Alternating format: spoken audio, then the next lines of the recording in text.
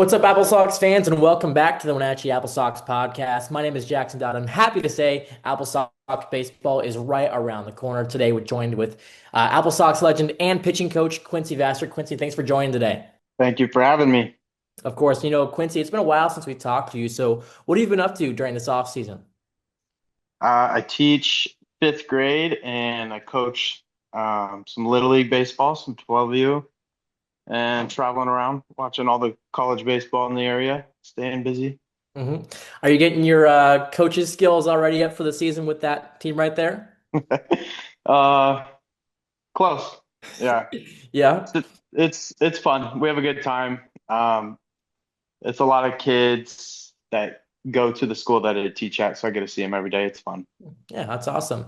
And so now the Apple Sox, you spent 3 seasons in Wenatchee as a player, and then now you're a coach going into your second year. What's made you want to come back to Wenatchee every single year? It's just pride for the local area. Grew up hmm loving the team and wanna win a championship with these guys. So that's hmm what we're doing. Yeah, of course. And overall, how do you like that new role that you're in? It's great, man. Great coaching staff and great location.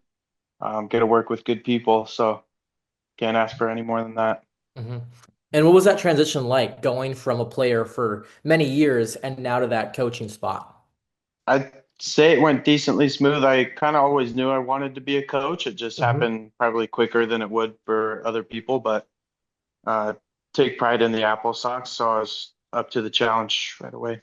hmm Yeah, would you look into like coaching anywhere else after your years with the Apple Sox pass?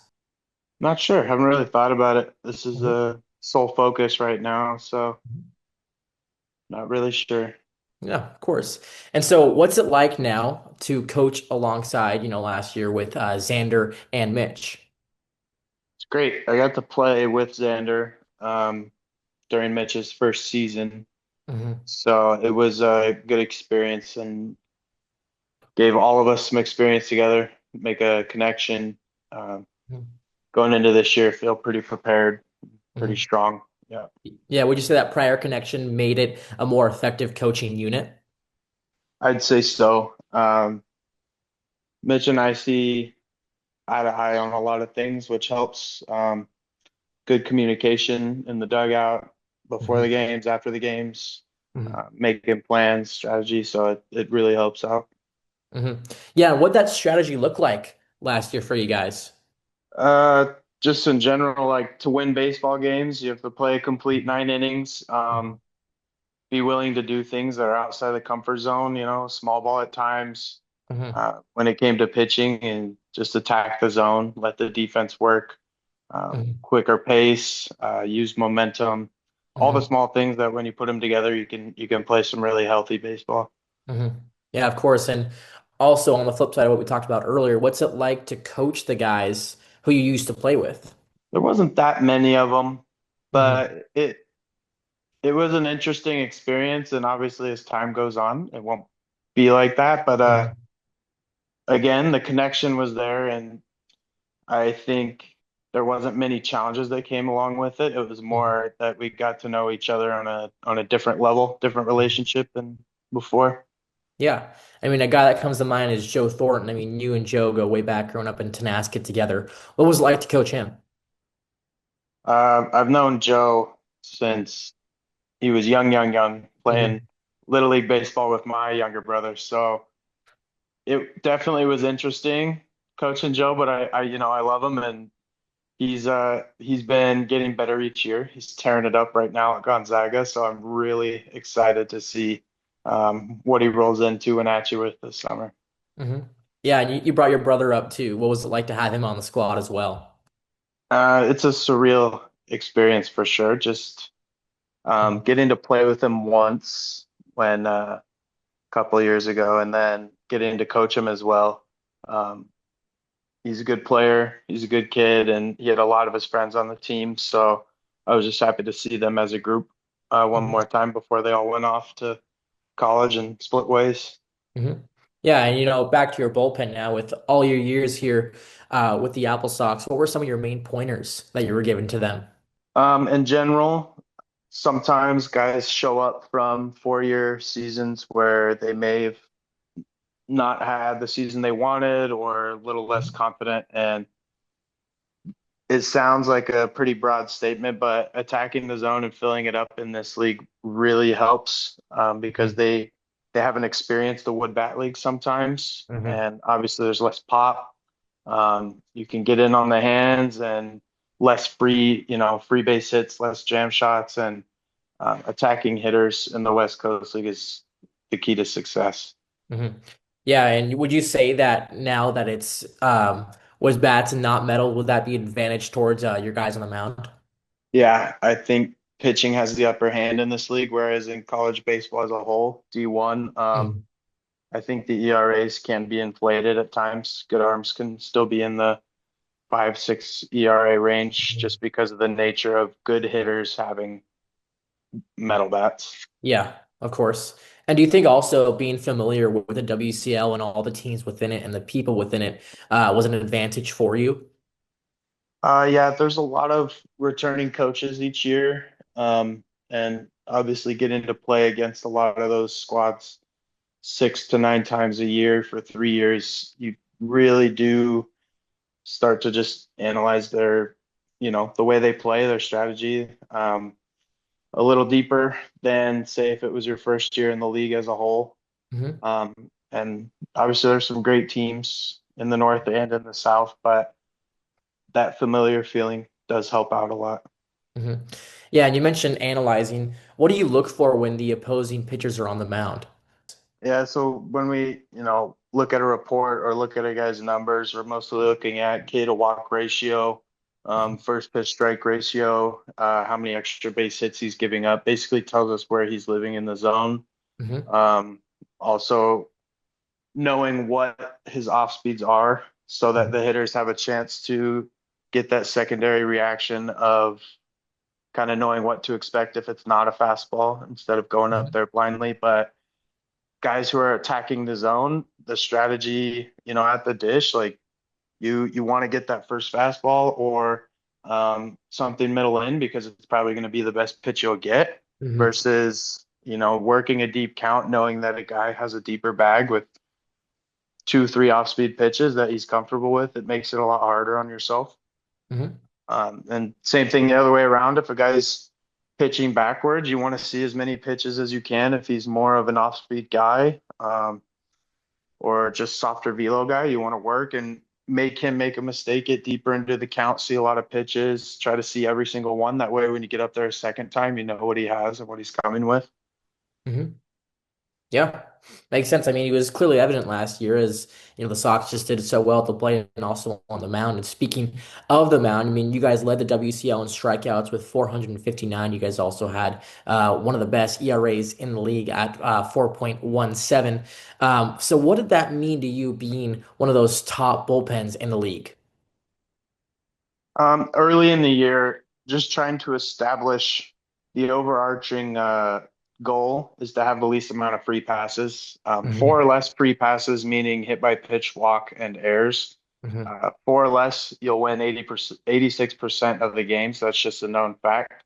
And the lower that number is, obviously the best chance to win.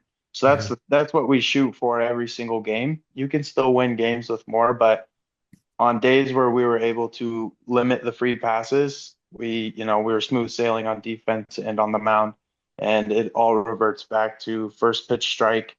That way you can open up options for yourself. Sometimes the most important pitch of an AB is that 0-0 because it's a two-pitch swing. You're either up 0-1 or you're down 1-0, and then the hitter's more comfortable knowing, even if he takes a strike or swings and misses, it's still an even count after that. Hmm. 0-1 hitters tend to tense up a little bit. Um, the guessing game might start. You never really know where they're at the Hmm. dish with their approach, but definitely an advantage to our guys getting ahead. Hmm. Did you have a sense of pride in your guys knowing that they were that top team in strikeouts? Yeah, it's a good feeling to know just how dominant you can be. And I kept telling them like the ceiling is high for our squad. We had a Mhm. deep, deep bullpen, um, which also poses options and decisions. But having trust in every single one of the guys and watching them put in their work every day, I feel like is what helped guide it because it's a long summer and getting the work in between outings really makes a difference, helps you stay sharp, but definitely take some pride in that. Um, and the key for us was that back end of the bullpen. I feel like we had a great rotation, but some of those guys, like Joey and a few others, were able to come in and really close the door in some of those games, those close ones. Mhm. Yeah, and as the season dwindled down, you lost some of those guys. How do you manage a smaller staff and with guys leaving? It's expected every year Mhm. to lose guys throughout the season, um, to inning limit, just planned absence or even injury sometimes, sadly, but doesn't mean it doesn't hurt just because you're expecting it. And usually it's those key pieces where somebody has to step up every Mhm. time. Somebody in the bullpen is going to get a chance. When you play 6 games a week, six-man rotation never lasts the whole summer. There's Mhm. going to be new faces in it, and you have to rise to the task. And we had many guys do that last year.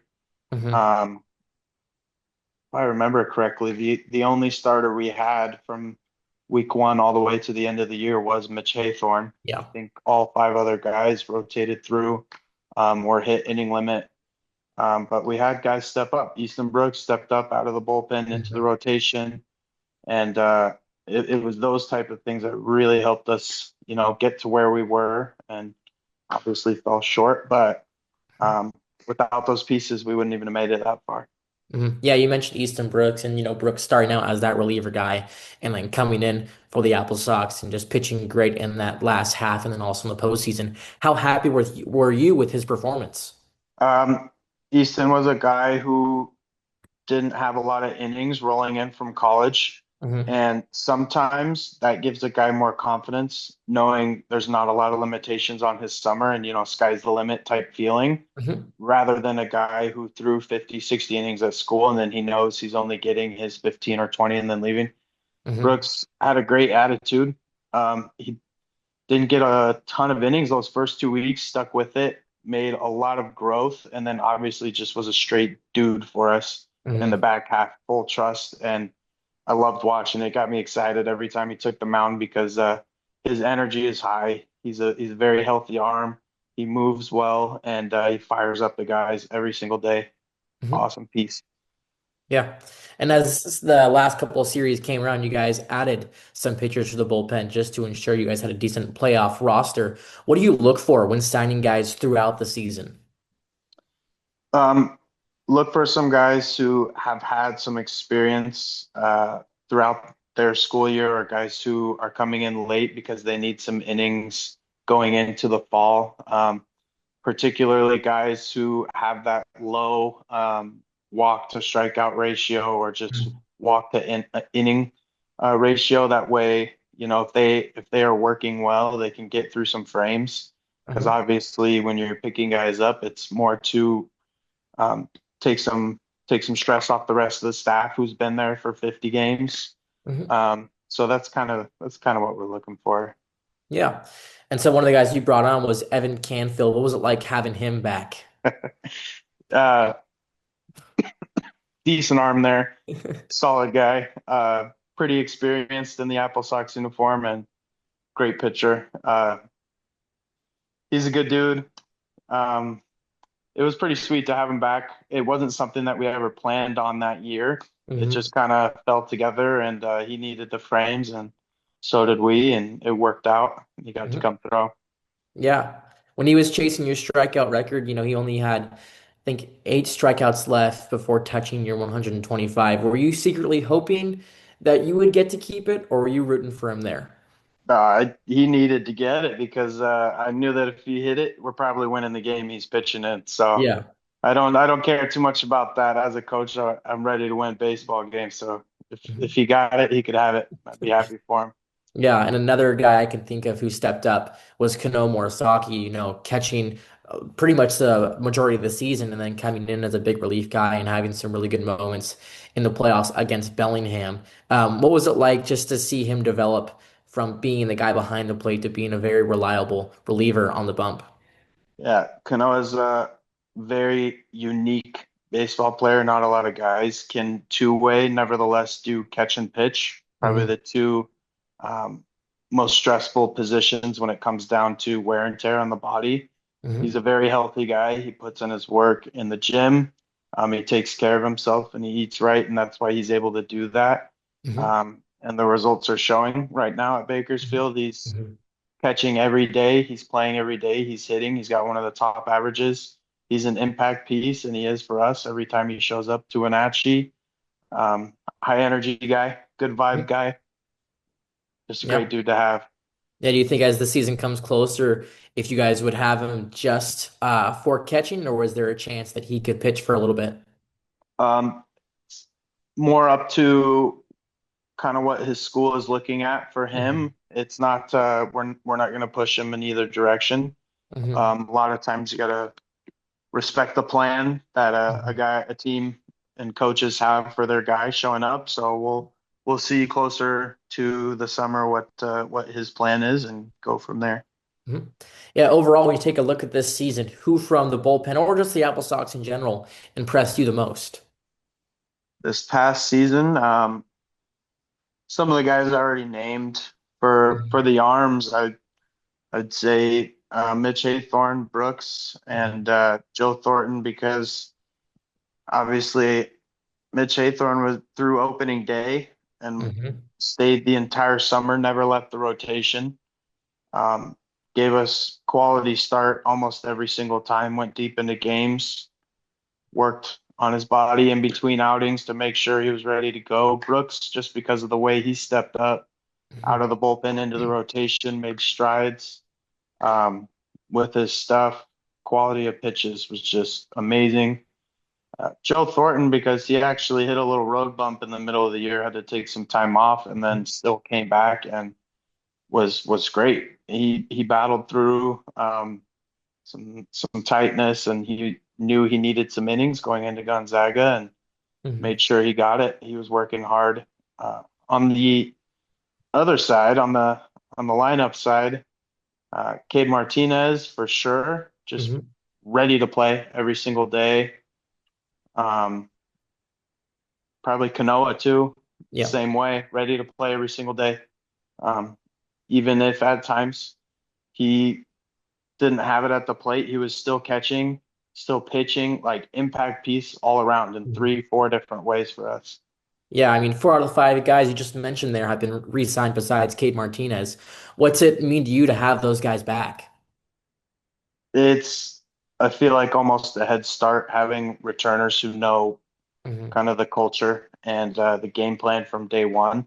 Hmm. Um, and when they get to mix in with some of the new guys, it rubs off, and then we just get a running start on the season rather than having to take a couple weeks to really establish. So super excited to have returners. It's always a good thing to have in Hmm. the West Coast League. Yeah, what are you most looking for out of your returners on the bump this year? Kind of more of the same as they had last year. The way Hmm. they ended that last year, it was just pure dominance from Hmm. those three guys, and trying to think, even a couple more returners. I don't know if we've put out some of them Yeah, yet or not, but Trevor Young, Dylan Schlanger. I know there's a couple more that I'm missing here, but th those two guys come yeah. to mind as well. Post that little road bump towards the middle of the year with that losing streak, I think all those guys kind of hit a sync up point Hmm. and things really started rolling from there. And I feel like that's kind of where we'll pick up where we left off is kind of at the top of that hill and hopefully keep climbing, especially with the arms. They kind of hit Hmm. a point where it was like, okay, like we can take control here. Hmm. Um, the vibe kind of starts with them on the bump Hmm. in the first inning before the game, catch play, and they really rose to the challenge those last 20 or so games. Hmm. Yeah, for sure. And now, in the off season, you guys have already signed by now, but when you and Mitch were signing, what were some of the things you looked for in potential prospects? Uh, Obviously, you have to fill the field, fill the bullpen, make sure you cover all the positions, but guys who can fit the mold, guys who want to win games, Hmm. guys who are ready to be a part of a unit, like one team. Um, it's important to Also have some returners mixed in, some guys that know each other, some Hmm. guys that are familiar. I really like when we can get guys in groups. That way they don't show up and not know anybody. Yeah. So getting two, three, even four guys from a single school, I really feel like that helps with the comfortability of guys when they come in. Hmm. Yeah. How do you guys find all these players from different places and connect with them? There's various ways. It's just reaching out, word of mouth. Hmm. Sometimes they reach out. There's probably four or five different ways. A contract can get sent. Uh, Somebody who knows somebody that could be an assistant coach or a guy that I played with, a guy that Mitch played with, somebody who's working somewhere, even a player that we've had before Hmm. will say, "Hey, this guy on my squad's pretty good. I feel like he would fit the mold." There's a lot of different ways. Yeah. And, compared to last year now onto this year, what are you looking to focus on or improve on? I think the game plan these past few years has been solid. It's just more about executing day in and day out. Hmm. Um, if we look at some of the days we fell short, or even some of the wins we had where we can improve on smaller things, I would say if we can be more frequent with the four or less free passes or getting jobs done at the dish less than two outs, I think things will come together. It's nothing big, no Hmm. big changes, just more consistency as you play a game every single day. It's a different type of schedule than college baseball where you play on the weekends and then get a week's worth of practices.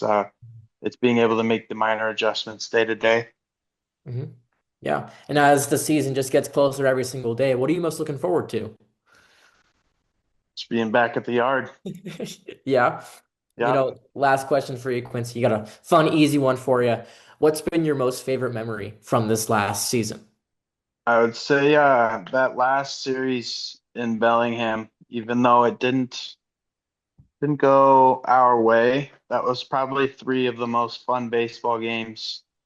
Um, just because the pure nature of it, with some injuries happening and getting some guys in last second, um, guys just showing up ready to play. Obviously, the squad was at the smallest point roster wise of the year, and the energy was still high, 60 plus games into the year, and literally battled to the very last out Hmm. every single day, two extra inning games and a ninth inning lead change. Like, that's Hmm. just good baseball. The guys gave 110%, and the emotion they were sharing after that series, it was real. So that was a good experience. Hmm. Yeah. Thanks, Quincy, for your time. Appreciate it. No problem. AppleSox fans, thank you for joining in and tuning in, and make sure to stay tuned for another edition of the Wenatchee AppleSox podcast.